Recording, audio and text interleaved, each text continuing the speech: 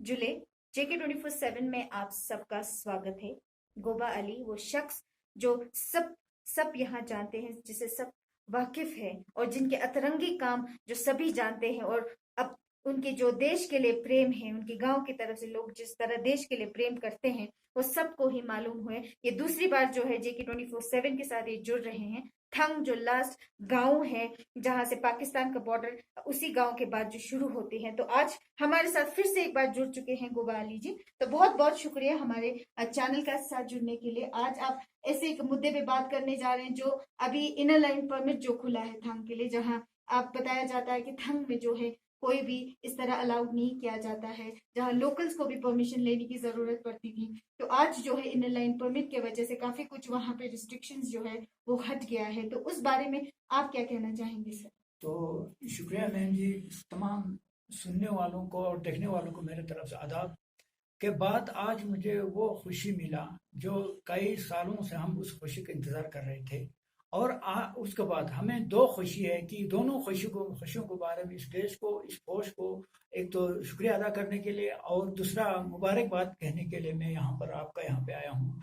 तो उसमें सबसे पहले मैं आपको कुछ बोलने से पहले मैं एक कविता बोलना मुझे जी अच्छा समझते हैं, जो कविता का काबिल ये देश और ये फौज हमारा हर वक्त साथ देते हैं। तो मैं कविता का दो लफ्ज बोलें। सलाम मोहब्बत भारतीय फौज को, मेहनत से सद्भावना चलाने के जोश को, चोटियों का सर पे मुस्कुराने का होश को, मुसीबत में उठाते हैं गमगीन की बोझ को, मोहब्बत से तब्दीली कराते हैं सोच को, खिदमत गुजार भी करते हैं बोझ को, सीओ ब्रिगेड आते हैं हर महफिल में हौसला देने अपने दोस्त को, चमका के रखिए खिलते हुए रोज को, मजबूत बना लो दोस्तों भारतीय फौज को। आखिर में कहते हैं अली तुम हौसला देते रहो सेना के जोश को। तो सेना का जो शुक्रिया अदा करता हूँ। हमारा इलाका सेना से जुड़ा हुआ है। 1971 से लेकर आज तक जो सेना ने जो हमें किया है, मैं समझता हूँ कि इस दुनिया में किसी सेना ने शायद उतना किसी सिविलियन को नहीं किया हो। तो इस साल और हम आज का हमारे इस इलाके के कोर कमांडर साहब या ब्रिगेड कमांडर साहब, सीओ साहब और तमाम जवान का हम तहे दिल से शुक्रगुजार हूँ। सबसे पहले मैं ये कहूँ कि हमें 3 साढ़े 3 4 करोड़ का एक बहुत एप्रिकॉट यानी जूस नहीं क्या कहते हैं, फ्रूट्स बनाने का एक मशीन हमें दिया। तो उससे सब हमें मतलब इस इलाके में लाखों का लोगों में नुकसान था। इस इलाके में आप जानते हैं कि खुबानी का काफ़ी तादाद में होते हैं, आज तक ये ज़ाय होते रहते थे। तो हमारा फौज ने एक बहुत बड़ा फैक्ट्री लगाकर हमारा कौम नहीं बल्कि पूरा लद्दाख को जागा है कि ना हमें आज तक एक एप्लीकेशन देने की ज़रूरत पड़ा, ना हमने आज तक कोई एप्लीकेशन दी है, ना हमारे लोगों में कभी ये सोच थी। तो इस चीज़ से मैं तहे दिल से पहले फौज का, क्योंकि हम भी अगर शुक्रिया अदा करेंगे तो शायद अपना माँ बाप का करेंगे। तो हम समझते हैं हमारे इलाके में हमारे माँ बाप ही फौज बन के रहेंगे। उसके बाद सिविल गवर्नमेंट का भी, हम गवर्नर साहब का हो, एडवाइजर साहब, तमाम हमारा डीसी साहब, सबको हम शुक्रिया अदा करते हैं कि आज तक में हम सोचते थे कि हमारा थान गाँव यार इस देश से अलग रखे हैं, बहुत मायूस रहते थे। बहुत लोग मायूस होता था कि थान तक के लिए परमिशन नहीं मिलते थे, तुक तुक तक आते थे। तो हमें फ़ायदा तो हमें अल्लाह के फजल से ये और फौज की बदौलत हमें अपना गुजारा ठीक ठाक चलते हैं। लेकिन फिर भी एक देश के साथ मतलब थंग में जाने की इजाज़त नहीं कहने पे हमें काफ़ी मायूस रहते थे। इस मायूसी से हमारा गवर्नर साहब, इस सरकार ने हमें आज चुना है। एडवाइजर साहब का ऑफिस से हमें पता चला कि हमें थंग तक बिल्कुल फ्री कर दिया। और दोबारा तो तमाम नुब्रा वासियों की तरफ से भी हम शुक्रिया अदा करते हैं, क्योंकि नुब्रा में जाने के लिए इससे पहले कोई पास बना लो, फिर ये करो वो करो, काफ़ी गरीबों को और जो लेवल लेना चाहता है उनको काफ़ी मुश्किलात होता था। तो आज ये फ्री हो गया, हम एक ले सिटी की तरह हो गया। तो हम पूरा एडमिनिस्ट्रेशन को और देश को सबको हम शुक्रिया अदा करने के लिए यहाँ पर आया हूँ।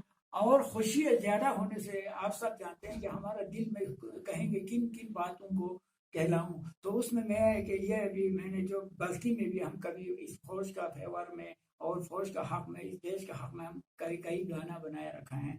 तो उसमें हम ये कहते हैं कि दी फौज पाचान तस्तोत नारी मसोम है गुए कल इस्तेगम मिलुक में सुना थुकना खोना सुधा मा बैठा। उसके बाद हम ये भी कहते हैं कि ngati bani siorin chen galuk silam ngatan lastan खरे का खार ngatan laldan। उसके बाद और एक मिसरा कहेंगे, बोल गाना तो बहुत लंबा है। उसके बाद कहते हैं ना मैं ना आँखों से फौज पाइन दी कौमी दी फौजी मी पोथोस पाइन शर्गो फिपो निजोस पाइन। तो मुझे खुशी का कोई इंतहा नहीं कि एक तो वैसे ही हम खुश रहते हैं, दूसरा ये हमारा 2 मुतालिबा तो मेरे हिसाब से एक ही मतलब महीने के अंदर हुआ, एक ही महीने के अंदर इस बॉर्डर वॉल को बहुत खुशियाँ मिली। इसका हम तमाम तुर्क टैक्सी नुबरात तमाम लोगों की तरफ से फौज का और एडमिनिस्ट्रेशन का शुक्रिया अदा करने के लिए यहाँ पर आया। दूसरा एक रिक्वेस्ट है, अब हम मोदी जी को भी गुजारिश है कि इस सरहद पे मैंने आपने देखा है कि ये सरहद बिल्कुल जुड़ी हुई सरहद है। वहाँ शादी होते हैं तो हम यहाँ से देखते हैं, वो यहाँ शादी हुआ तो वहाँ से देखते हैं, और जो कोई आदमी मतलब डेड होते हैं तो वहाँ कब्रिस्तान पे हम वहाँ का उनका कब्रिस्तान देखते हैं, वो हमारा कब्रिस्तान देखते हैं। ये बॉर्डर आप सब ने देखा है कि आमने सामने ये बॉर्डर है। दूसरा बात पर और एक ये चीज़ है कि हमारा जो थंग गाँव का मैं आपको कहानी आपका माध्यम से मैं कहना चाह रहा हूँ कि थंग गाँव के सारे मतलब औरतें ठंड में रहा, मर्दे इस गाँव में रहा।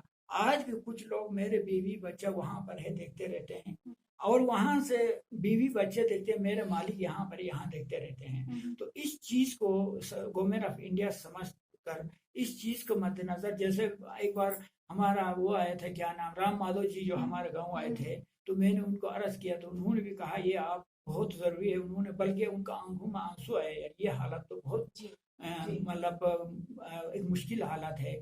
तो हम ये चाहते हैं कि दूसरा मैं हर किसी को वाज़े करना चाह रहा हूँ, पूरे देश को वाज़े करना चाह रहा हूँ कि ये जो लद्दाखी और बल्तिस्तानी जो हिमालयन रीजन में रहते हैं वो ऐसा अमन पसंद कौम है। मैं पाकिस्तान गया, मैंने देखा तो कौम है वो अमन पसंद कौम यहाँ पर भी है वहाँ पर भी है। तो हम ये चाहते हैं कि मतलब दुनिया में गलत लोग भी है, लेकिन हमारे इस लद्दाख में मैं समझता हूँ कि गलत लोग गलत सोचने वाले ये हिस्ट्री बताते हैं। तो ये रास्ता खोला तो मैं समझता हूँ गवर्नमेंट ऑफ इंडिया के लिए कोई प्रॉब्लम नहीं होगी, और दोस्त लोग अपना बेटा बेटी माँ बाप सब मिल सकें, आप एडमिनिस्ट्रेशन को सरकार को दुआ मिल सकते हैं। तो हम ये गुजारिश भी करते हैं, हम चाहता भी हैं कि हो सका तो ये रास्ता खोला जाए। इस रास्ते से रास्ता खोलने के बाद मैं समझता हूँ हमारा लद्दाख के लिए एक बड़ा खुशहाली होगी, वो जैसे होगी जैसे पाकिस्तान से जो यहाँ रास्ता आता है उस रास्ते का थ्रू मतलब हम पूरा लद्दाख में साल भर हम सब्जी खा सकते हैं। साल भर हम मतलब पाकिस्तान के साइड में कोई खरदोला जैसा गुजला जैसा नहीं है, तो हम समझते हैं कि सर्दियों में हम वहाँ से सब्जियां हम ले सकते हैं। अगर ये रास्ता खोला तो ट्रेड के लिए भी बहुत एक साजगार होगी। मेरा अपील ये है गवर्नमेंट ऑफ इंडिया को भी, और अगर हो सका तो गवर्नमेंट ऑफ पाकिस्तान से भी हम ये रिक्वेस्ट करते हैं ये रास्ता दोनों मिलकर खोल कर रखिए, क्योंकि हमारा दूरी बहुत नज़दीक है। हम ये दोनों को किसी ज़माने में आपने भी सुना होगा 6 महीना स्कर्दों में गर्मियों में वहाँ पर राजधानी होता था, फिर सर्दियों के 6 महीने लद्दाख में होता था। ये कहानी पुरानी चलते हैं। तो हम इतना आपस में जुड़े हुए ख़ानदान को अलग रखना मेरे हिसाब से तो मुनासिब नहीं समझते हैं। रिक्वेस्ट करते हैं कि इन ख़ानदान को एक बार जोड़ कर रखें तो फिर हम दुआ गो रहेंगे। जी गुबा अली जी, आपने काफी रिक्वेस्ट रखी गवर्नमेंट ऑफ इंडिया से भी। हम पिछली बार जब आए थे तो वहाँ पे चेक पोस्ट से आगे नहीं जाने दे रहे थे, आपका नाम लेना पड़ता था कि गोबा अली जी के पास जाना है, तो वो वैसे ही छोड़ दे रहे थे। और इस बार हमने देखा कि काफी टूरिस्ट जा ही रहे हैं वहाँ पे, लोकल्स काफी इंटरेस्टेड हो गए थंग को देखने के लिए। हम देख रहे हैं इस बार जो है हमारे खुद के लद्दाख के लोग जो है थंग में जाके देख रहे हैं, आपका काम देख रहे हैं, बहुत पसंद कर रहे हैं। जो आपके इनोवेटिव है, जो आपके अतरंगी तरीके हैं, जो आपका गेट जो है बहुत एक इकोनॉमिकल, बहुत कम उससे एक इनोवेटिव, जिस तरह से आपका गेट खुलता है बहुत प्यारा है, जिस तरह से आपके गार्डन है, फ्रूट्स है, वो एक अभी लद्दाख में जो है काफी फेमस हो चुका है। तो इस बार जब आप खुद के लोग लद्दाख के लोग खुद टूरिस्ट, तो उनका लाजमी है आना। तो जब लोकल जब आके देखते हैं आपका काम, जैसे पहले थंग इतना फेमस नहीं था, टूरिस्ट डेस्टिनेशन तो था ही, पर लोकल्स जो है वो कम आते थे। तो इस बार कैसा लगा, लोकल्स का क्या फीडबैक रहा आपके काम पे, और थंग स्पेशली लास्ट गांव देखने पे उनको कैसा लग रहा था?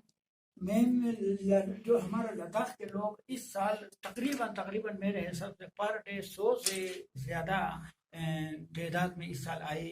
या तो पिछले साल कोरोना था जिसकी वजह से कम पहुंचा हो, या तो आप लोगों ने गोबाली जैसे एक गरीब एक अन्ना सा आदमी को मीडिया के माध्यम से आप लोगों ने उठाया, मेरे जो छोटा मोटा काम किया उसको आप लोगों ने लोगों तक पहुंचाया, तो शायद मेरे ख्याल में बहुत सारे लोग आ रहे हैं।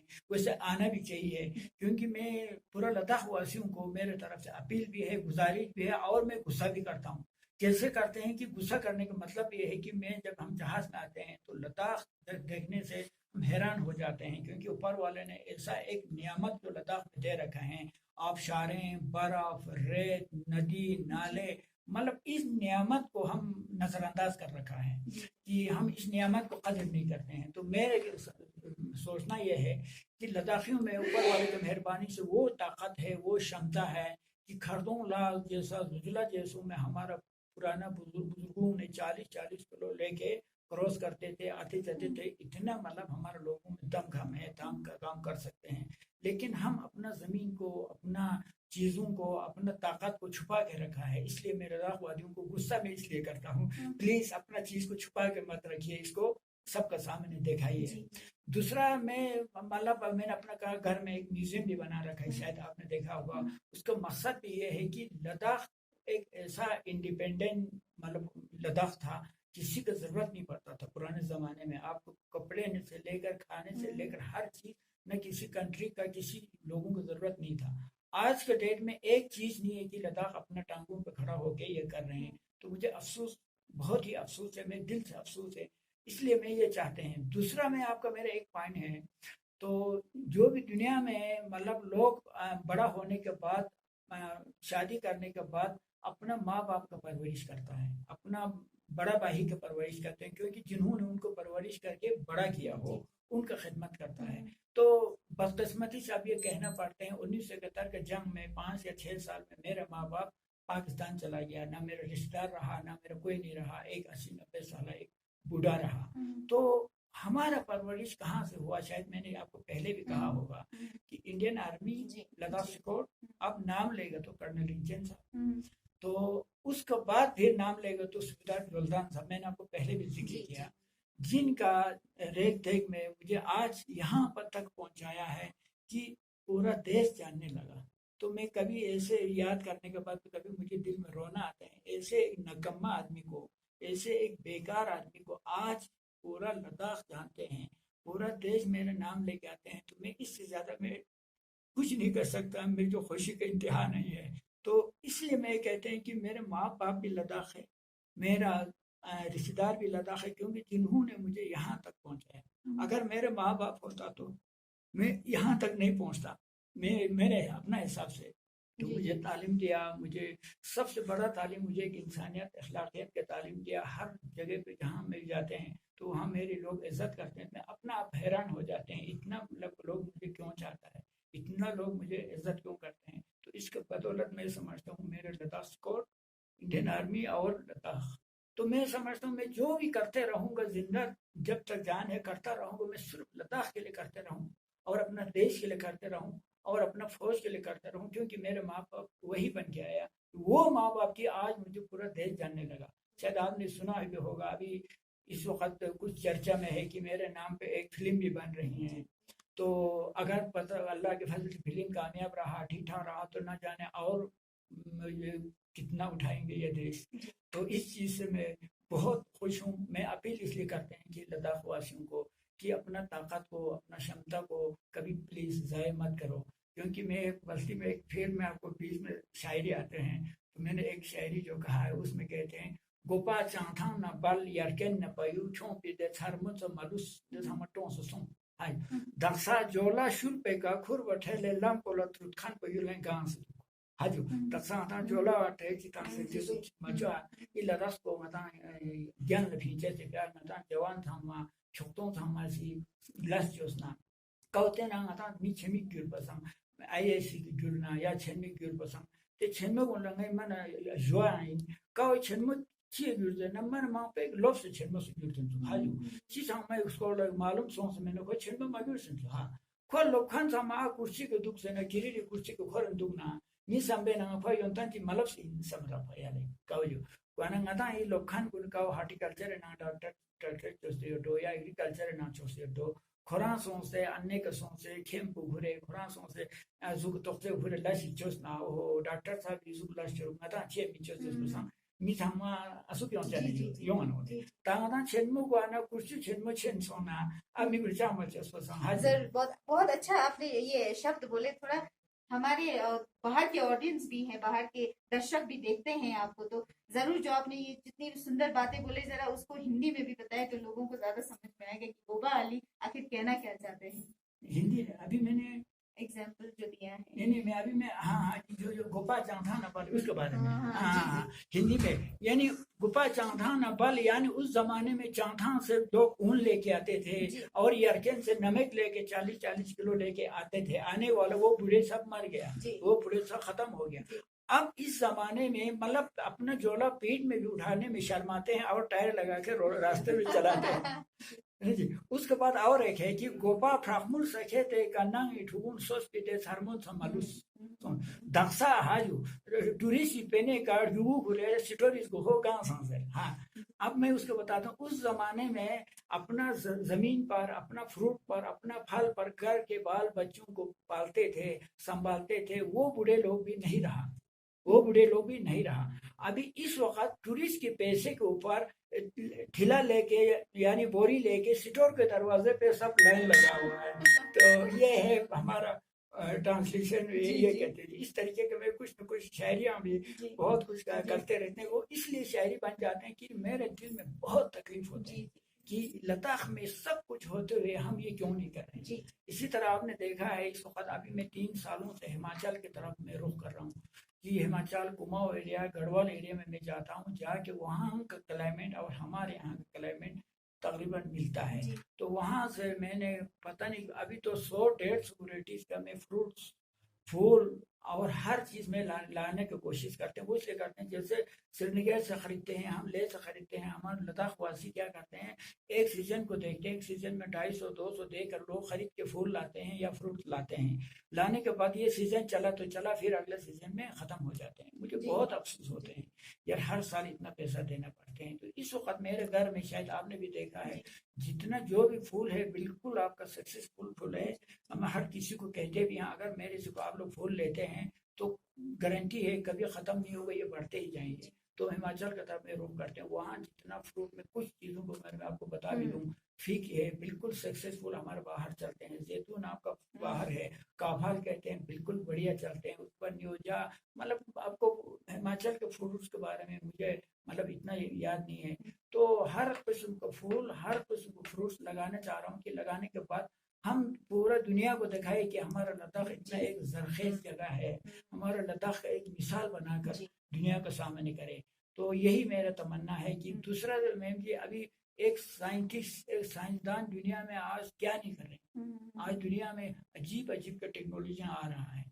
तो मैंने नहीं सुना उनका 3 आंखें हैं या 3 हाथ पाँव है हम जैसा ही है, लेकिन वो इतना कर सकता है तो हम भी कुछ सोच तो सकते हैं। तो इसी हिसाब से मैंने जो छत के ऊपर आपने सुना है एक बायोगैस सिस्टम बनाया, गोबर गैस। तो हमारा लद्दाख में 90% लोग बुखारियाँ जलाता है और 90% लोग गाय बकरी रखते हैं। तो ये दोनों हमारे लिए रखते हैं, लेकिन 90% लोग मेरा अपना रिसर्च के मुताबिक पुराने ज़माने में जब आप घर में लकड़ी जलाते थे तो अगर 10 किलो आप लकड़ी जलाते हैं तो 10 किलो का हीट आपके कमरे में ही रहता था, क्योंकि पुराने ज़माने में नाल का पाइप लगा के उधर नहीं ले जाते थे, घर में धुआं रहते थे। आजकल के ज़माने में हम बुखारियाँ लगाते हैं, लगाने के बाद 70% उसका हीट आपका चला जाते हैं हवा में, ज़ाय चले जाते हैं, 30% आपका घर में रहते हैं। उस पर मैंने रिसर्च करने के बाद अभी मैं आपको शॉर्ट कहूँ, छत के ऊपर मैंने एक बायोगैस का एक सेंटेक्स 500 लीटर का मैंने रखा, 500 लीटर का आपका पानी गर्म होने का रखा। तो दोनों 1000 लीटर का मैंने रखने के बाद खैर कोई भी आप लोग आएंगे देखेंगे तब पता चलेंगे। अभी मैं सिर्फ आपको इतना बताता हूँ कि हमारे यहाँ पर घर का बुखारी का हीट से छत के ऊपर आपका बायोगैस तैयार कर सकते हैं। जब आप बायोगैस तैयार करने के बाद आपको फायदा यह है, एक तो आपको गैस फ्री में मिला, दूसरा आपका खाद जो डिकम्पोज बन के आपका खेतों में बढ़िया खाद मिला, और तीसरा आपका हीट आपका रिफ्लेक्ट होकर आपका घर को गर्म हुआ। ये 3 चीजें मैं समझता हूँ लद्दाख के लिए एक बहुत बड़ा एक कामयाब चीज है। दूसरा जो मैंने अपना घर में एक छोटा सा पावर हाउस बनाया था, शायद आप लोगों ने सुना होगा या तो देखा नहीं होगा, इंशाल्लाह अभी रास्ता खुला है, आप कभी भी आप देख सकेंगे। तो छोटी छोटी गाँव में हम बसे हुए हैं, बड़े गाँव के लिए बड़े पानी आते हैं नालों में, छोटा गाँव के लिए कम पानी आते हैं। तो इस हिसाब से मैंने अपना घर में एक पावर हाउस बनाया। उस पावर हाउस को तो अभी खैर 2 साल के करीब पूरा गांव को जो है 22 घराने गांव को हमने बिजली दे दिया 24 घंटा, और 5 टीवी के साथ चलने लगा। तो मैं ये समझता हूँ इससे क्या है, हमारा थंग में छोटा पानी से बिजली दे सकते हैं। तो इसी तरह आल लद्दाख में शायद 99% लोग नालों में रहते हैं। हर नाले के लोग अपने बिजली, अपना आटा चक्की खुद तैयार कर सकते हैं। ये मैं दावा के साथ कहता हूँ, मैं मीडिया के माध्यम से मैं कहता हूँ कि मैं दूसरा मैं ये भी कहते हैं कि अगर कोई शौकीन है तो अगर मेरे से बात भी करना चाहे तो मैं हर वक्त जब मीडिया में आते हैं मैं अपना फ़ोन नंबर बताते हैं। मैं कहते हैं 9469525550। मैं कहते हैं मेरे से पूछो अगर मदद के लिए। मैं आज फिर आपका माध्यम से कह रहा हूँ, मैं कभी भी, मैंने शुरू में कहा मुझे बनाया लद्दाख ने, मुझे लद्दाख बनाया इस देश ने। तो मैं समझता हूँ मेरा बेटा भी लद्दाख यही देश है, मेरा माँ बाप भी यही देश है, मेरा सब कुछ यही देश है। मैं समझता हूँ कि इस देश के लिए अगर मेरे जान की भी जरूरत पड़ा तो मैं समझता हूँ मुझे कोई गम नहीं, अब मैंने दुनिया में एक नाम छोड़ा है। तो यही मेरा सोच है। तो इसी तरह बहुत सारे चीजें में, एक रिमोट कंट्रोल गेट के बारे में चलो आपने इशारा दिया तो मैं बता ही देते हैं, वो भी एक बहुत बड़ी सस्ती चीज है। एक आपको मालूम है गाड़ी में एक रिमोट आते हैं, तो वो रिमोट आपने भी देखा है, जब आप रिमोट ऑन करते हैं तो लॉक खुल जाते हैं, तो एक चीज वो बाहर आ जाते हैं। तो समझ लो जब जैसे बाहर आया तो प्लस वाला तार से आपका टच हो गया। होने के बाद जो हम हमारे कबाड़ी में जो वेपर मशीन आते हैं, जैसे बारिश आने से ऐसा करते हैं, उस वेपर मशीन के साथ मैंने जोड़ा। तो वेपर मशीन जैसे ऐसा करता है उसी तरह आपका दरवाजा ऐसे करके बाहर खोल दिया। उसके बाद आपका गाड़ी जब अंदर पहुंचा तो फिर आप गाड़ी में बैठे बैठे आपने फिर रिमोट का एक दबा दिया, तो फिर वो वापस चला गया जैसे तो चला गया। उसमें खर्चा सिर्फ हमारा ले में शायद महंगा होगा 800-900 का वो मशीन आते हैं। 50 रुपए का आपको कबाड़ी से वो क्या कहते हैं एक वेपर मशीन आता है, दुनिया भर का मिलते हैं, और गेट तो हमारे पास होता ही होते हैं। तो बगैर पैसे का ये एक बहुत बड़ा मेरे हिसाब से एक मेरे लिए एक कामयाबी है। दूसरा, हर चीज पे मैं एक्सपेरिमेंट करता हूँ, हर चीज पे। ज्यादातर मैं हॉर्टिकल्चर पे करता हूँ क्योंकि हमारा लद्दाख में हॉर्टिकल्चर के लिए बहुत जगह है। हॉर्टिकल्चर के लिए लद्दाख में बहुत जगह है, बहुत स्कोप है। और उसके बाद हमारे लद्दाखियों में बहुत ताकत है, काम कर सकता है। तो लेकिन इस अल्लाह ताला ने जो दिए हुए बदन को, जिस शरीर को, मैं समझता हूँ आप खुदा के साथ, ऊपर वाले के साथ मतलब नाइंसाफी कर रहे हैं कि ऊपर वाले ने इतना बढ़िया बॉडी बना कर दे दिया, इतना सही बॉडी बना कर दे दिया, हम इस बॉडी को बाजार के इधर से उधर चलते शाम गुजार रहे हैं। ये मुझे मतलब पसंद नहीं। मैं चाहता हूँ जो ऊपर वाले ने जो बॉडी बनाया है उस बॉडी को सही तरीके से इस्तेमाल करें, तभी आपका बॉडी चल सकते हैं। जब आप कहीं काम हो, लोग कहते हैं मेरे पास काम नहीं है, काम करेगा तो काम क्यों नहीं, खेतों में काम करो, कहीं नहर बना लो। दूसरा, हाँ तीसरा मेरे और एक सोच है, आप हर वक्त में कहते हैं कि देखो सरकार ही हमसे बनता है, सरकार ही हमारा टैक्स से बनते हैं, तो सरकार कहीं आसमान से नहीं आते हैं।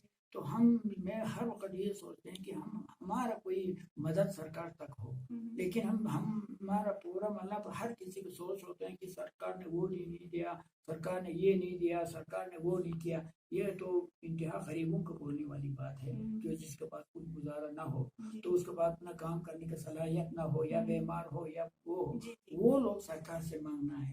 हम और आप तो सरकार को देना है। मैं समझता हूँ कि पूरा लद्दाखी ऊपर वाले की मेहरबानी से आज मैं समझता हूँ कि हमें सरकार का देने के काबिल है, सरकार से लेने के काबिल हम नहीं है। तो मैं समझता हूँ कि सरकार से इंतजार ये नहीं दिया, सरकार ने वो नहीं दिया, हमें एग्रीकल्चर से वो नहीं दिया, हार्टिकल्चर से वो नहीं दिया, मैं समझता हूँ ये बहुत गलत है। तो हार्टिकल्चर वाले, एग्रीकल्चर वाले, हर डिपार्टमेंट का मैं शुक्रगुजार हूँ। वो हम हर कोई मुझे बहुत देना चाहता है, हर कोई मुझे कहते हैं आपको जो चाहिए तो बोलो हम दे देंगे, लेकिन मैं हर वक्त में कहते हैं जब तक मेरा दम खम है, शरीर में ताकत है, तो मैं कोशिश करूँगा आपको देने के लिए, लेकिन मुझे नहीं चाहिए, मेरे से बेहतर उस गरीब को दे दूँ। मैं हर वक्त ये कहते ही आते हैं, मेरी सोच भी ये है, आप लोग भी पूरे लद्दाख के लोग हम वो सोच रखें कि हमारा लद्दाख से हम कुछ देश के लिए कंट्रीब्यूशन करूँ, या अपना घर से इस लद्दाख के लिए कुछ कंट्रीब्यूशन करूँ। तो ये मेरे सोच है। जी, जिस तरह से आपकी सोच बहुत अच्छी है सर, और बहुत अच्छा सोचते हैं आप, और आपकी हिम्मत की भी दाद देती हूँ कि जिन हालातों में आपने अपने आप को बनाया है, जिस तरह से आप एक्सपेरिमेंट करते हैं, जो लोग बहुत पसंद करते हैं, जो अतरंगी है बिल्कुल, जो लोग समझ भी नहीं सकते हैं कि इतने छोटे से रिसोर्स में भी आप कितना कुछ कर रहे हैं, और साथ ही साथ आप बहुत खुश मिजाज इंसान भी हैं। और आपके जो दुख का तो कोई अंदाजा भी नहीं लगा सकते जब सेपरेट हुआ था।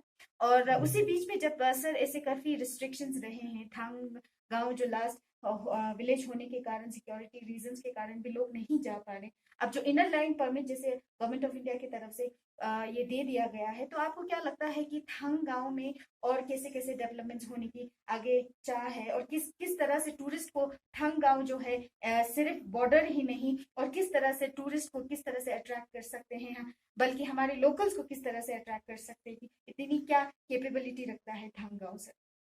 मैम जी देखिए, थांग गांव तो आखिरी गांव है, जी। एक गरीब गांव है। मैं समझता हूँ कि थांग गांव से सिर्फ एक पाकिस्तान का बॉर्डर दिखाई देते हैं, जी।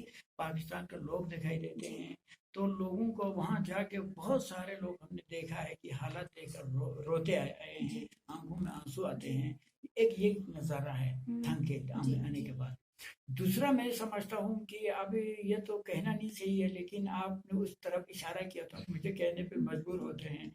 तो मुझे खुशी इस बात की है, सबसे ज़्यादा टूरिस्ट आने के बाद मैंने जो कुछ बनाया है जी। सिर्फ इस देश के लिए, इस लद्दाख के लिए और हमारे लोगों के लिए। जी। तो मेरे घर के अंदर आप कोई भी चीज़ ऐसा नहीं है कि हमने कभी किसी का नकल किया हो। जी। तो हम ये चाहते हैं, अभी आपको देखने को मिलेगा किसी दिन कि मेरे घर के ऊपर एक बोर्ड लिखेंगे कि ये अकल का जगह है, नकल की जगह नहीं है। तो मैं मज़ाहिया तौर पर जी। मैं ये कहते हैं, मैं हर वक्त एक मज़ाहिया तौर पर जी। काम करते हैं। लोग कैसे खुश रहता हम देखते हैं जी। कि हम लोगों को खुश रखते हैं तो ऊपर वाले मुझे खुश रखते हैं। जी। तो आप जानते हैं, मैं अगर दुनिया में एक तो खैर हर कोई धर्म अच्छा धर्म है, जी। हर कोई जो हमारे बुजुर्ग लोग हर कोई अच्छा रास्ता दिखाता है, गलत हम्म। रास्ता कोई भी धर्म नहीं दिखाते हैं। गलत लोग करता है, जी। लेकिन ऊपर के जो जो भी है गलत नहीं करते हैं। हम्म। तो सबसे मेरे फेमस जो मैं कहते हैं गुरु नानक जी का जो सोच, उनका जो सिख धर्म जो करते हैं, उस पर मैं बहुत ही खुश हूँ। जी। तो इसलिए खुश हूँ कि मैं लाहौर में भी गया, पाकिस्तान में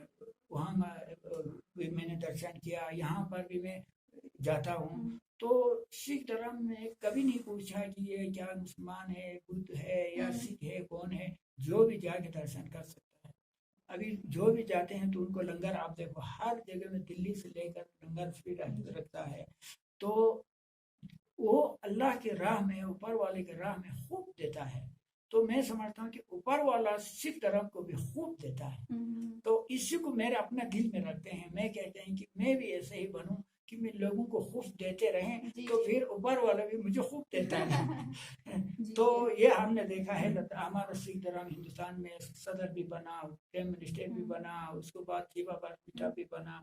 तो ये क्यों है कि ऊपर वाला सिख धर्म को बहुत देता है। हम जो सोचते हैं कि उनसे हम भी थोड़ा ले लें, हिस्सा ले लें। तो दुनिया को मैं ये कहते हैं कि सच्चाई रास्ते, वही मैं कहता हूँ उनसे, मैं उस सोच से तालीम लेके मैं सोचता हूँ कि शाम तक मैं कितनों को फायदा दिया, शाम तक मैंने कितनों को का दिल जिताया, ये मेरा सोच है। तो मुझे अगर कोई आदमी मेरे घर आए बगैर कहीं इधर से अनजाने लोग बॉर्डर जाके कभी आता है, तो मैं दरवाजे पे जाकर मैं इनको बुलाता हूँ, भाई साहब लोग इधर आइए, आप देखिए। तो मैं चाहता हूँ कि मेरे ये चीज़ें देखने के बाद पूरा, एक तो इसमें सबसे बड़ा काबिल तारीफ ये है कि एक यतीम बच्चा आज ये सब कुछ कर रहा है। जी। तो आज ये समझना आम लोगों का, जिनका माँ है, बाप है, रिश्तेदार है, उनको ये सोचना चाहिए। मैं कहते हैं कि यार हमारे पास सब कुछ होते हुए हम क्यों नहीं करते। तो इसमें एक बहुत बड़ा तालीम है, बहुत बड़ा। मैं सोचता हूँ मेरे ज़िंदगी के हालात के ऊपर एक जैसे फिल्म बन रहा है, तो मैं समझता हूँ ये फिल्म भी एक दुनिया में एक कामयाब होगी। वो क्यों होंगी? क्योंकि एक ठोकर वाला आदमी, उसके बाद इस फिल्म से आपको मीडिया के माध्यम से मैं समझता हूँ कि इंडियन आर्मी कितना सच्चा फौज है, मतलब कितना ईमानदार फौज है, और कितना गरीबों के लिए नजर रखने वाला फौज है, ये भी दुनिया को वाज़ेह होना चाहिए। और हाँ, दूसरा मैं ये भी कहते हैं जी कि हम फौज को कुछ नहीं दे सकते। मैं हमारा नौजवानों को भी कहते हैं, हर किसी को कहते हैं, फौज का जो ये वर्दी जब हम देखते हैं, पुलिस और फौज का वर्दी जब हम देखते हैं, तो हम इनको बहुत ताज़ीम करते हैं, बहुत इज्जत करते हैं, क्योंकि उस वर्दी का, तो बोलना पड़ता है। मेरे जो दिल में आते हैं मैं कहते हैं। तो हमारे घर पे कभी कमांडर साहब, सीओ साहब, बड़े अफसर आते हैं, तो वो अगर सिविल वर्दी में आता है तो वो सिपाही वहाँ से वर्दी में होता, तो मैं उसको पहले नमस्ते बोलते हैं। तो लोग कहते हैं साहब साहब, मुझे मालूम है साहब बड़ा है, लेकिन मेरे लिए वर्दी बड़ा है। जी तो ये मैं वो रखते जी हैं।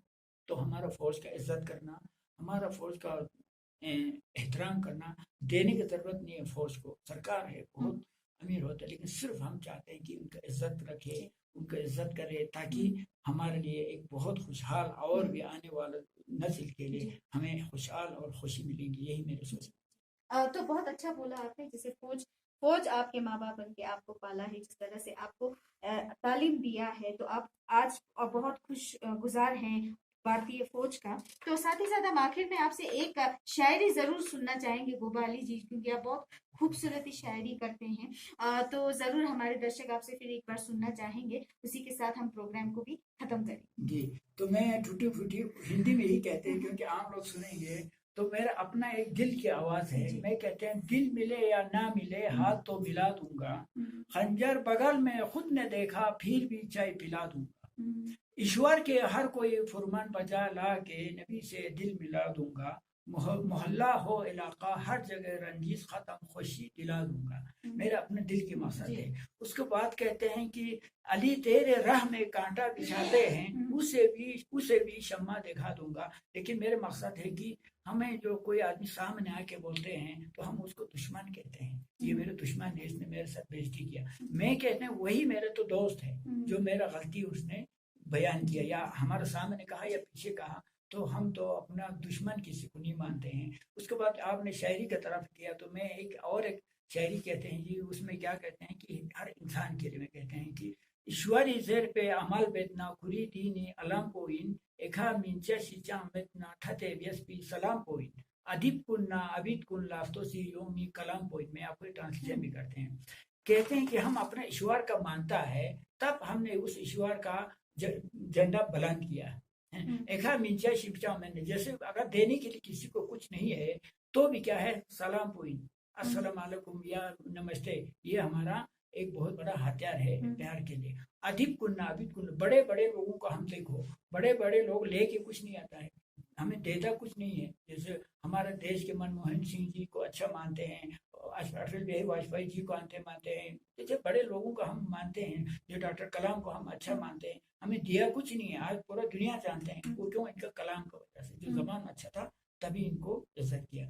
उसके बाद फिर मैं एक और बल्कि में जो शायरी में आपको फिर ये भी मैं आपको बता दूं, सुला ज़तमेत ज़ेरेत नाश्ताक थोबा में तम फेंका मेतपा, सुला ज़च्चन ज़ेरेत नाश्ताक थोबा में तम फेंका मेतपा, रुकोसेत नामी एखा नोट पोस्क्यूरे फ्रसना सुसे कोई अन फेंका मेतपा। मेरे कहना है, किसी को हम बोलेंगे या तू नीचे खानदान के है, तू ये है वो है, तो कोई निशाना नहीं होता है। बोलते हैं कोई तो अमीर है, कोई राजा है, कोई बड़ा आदमी, निशाना किसी का नहीं होता है। सिर्फ निशाना वो है कि जो जबान से हमें पता चलेंगे। अगर किसी लेबर का आदमी हो या किसी अन्ना सा आदमी का लड़का हो, लेकिन उसका जबान मीठा हो, तो हम जरूर कहेंगे ये तो कोई अच्छा खानदान का होगा।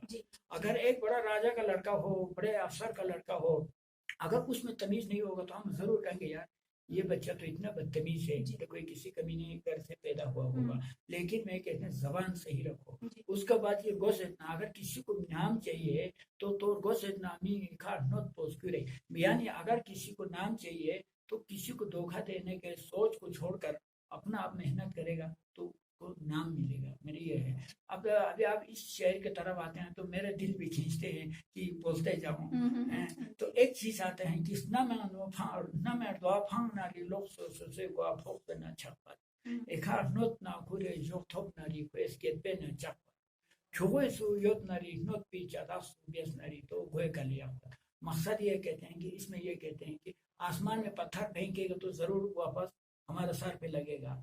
हम किसी को धोखा देगा तो आज आपने उसको धोखा दे दिया तो कल वो आपका कमर तोड़ेगा। उसके बाद कहते हैं कि तो अगर कोई समझदार है तो वो समझदार क्या करेंगे कि सुना उसने फलाना आदमी मुझे धोखा देने वाला है या फलाना आदमी मुझे कल मारपीट करने वाला है, उसने सुन लिया, तो वो अगर सही आदमी है तो उसके पास जाकर अस्सलाम वालेकुम नमस्ते क्या हाल है जी, चलो जी चाय पीने के लिए चलो जी, ये वो उसको गले मिलाया। तो अब वो कैसे धोखा देंगे, पता है यार मैं इसको धोखा देने वाला था, लेकिन उन्होंने यार आज मुझे चाय पिलाया, आज मुझे इतना खिदमत किया, तो क्या हो गया, उसका जो धोखा करने वाला था, धोखा आने वाला था, वो टाल गया। उसके बाद में उर्दू के में भी कवि कहते हैं कि शिकवा ये जुल्मत शब से अच्छा अपने हिस्से के दिया जलाते चलो, जो राह में तेरे राह में कांटा तगा बिछाते हैं उसे शमा दिखाते चलो। तो ऐसे मतलब चीज़ें, आखिर पे मैं आपको उर्दू का एक गज़ब शायरी में समझता हूँ, मेरे हिसाब से मुझे बहुत पसंदीदा शेर है, वो ये है कि बेदिल अमल हो तो जज्बा से क्या होता, बेदिल अमल हो तो जज्बा से क्या होता, जब धरती बंजर हो तो बरसात से क्या होता, अमल लाजिमी है तकमील तमन्ना के लिए वरना रंगीन ख्यालात से क्या होता। शुक्रिया, बोलने के लिए तो बहुत कुछ था, तो आज आपसे इजाजत है, या आप कुछ पूछना चाहें तो? जी बहुत बहुत शुक्रिया।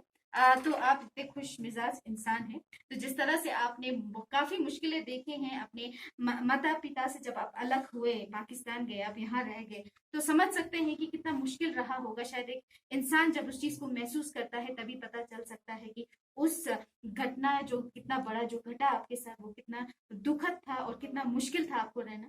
और साथ ही साथ हम इस चीज का भी बहुत आपके शुक्रगुजार है जो आप देश की तरफ आपकी जो प्रेम है, जो यहाँ हमारे भारतीय फौज की तरफ जो प्रेम है, जो उनके एहसानों को आप आज इस शहरी बोल के उस तरह से आप जाहिर कर रहे हैं लोगों तक। जो हिम्मत है आपकी, जो रिसोर्सेज कम, एक थंग गांव जहाँ कोई भी रिसोर्सेज नहीं था, कुछ भी नहीं था, अभी भी शायद जितना सिटी में है उतना तो बिल्कुल भी थंग गांव में फैसिलिटीज नहीं है, तब भी आपने इतना हिम्मत करके आज आपने एक अपने लिए एक पहचान बना लिया गोबा अली के नाम से। आज पूरी लद्दाख के और लद्दाख से बाहर के लोग भी आपको जानते हैं, जो काम आप करते हैं, जो अलग काम करते हैं, लोग देखना पसंद करते हैं। आज इतनी खुशी की ये बात है कि इन पे मूवी भी बन रही है, डॉक्यूमेंट्रीज भी बन रही है। तो ऐसे लोग लद्दाख में और हम चाहते हैं आए, अपने टैलेंट्स को प्रूव करे और आगे बढ़े और लद्दाख के लिए बहुत बड़ा एग्जाम्पल बने, जिस तरह गोबा अली जी बने हैं और जिस तरह से इन्होंने काम किया है लद्दाख के लिए, जिस तरह से प्रेम ये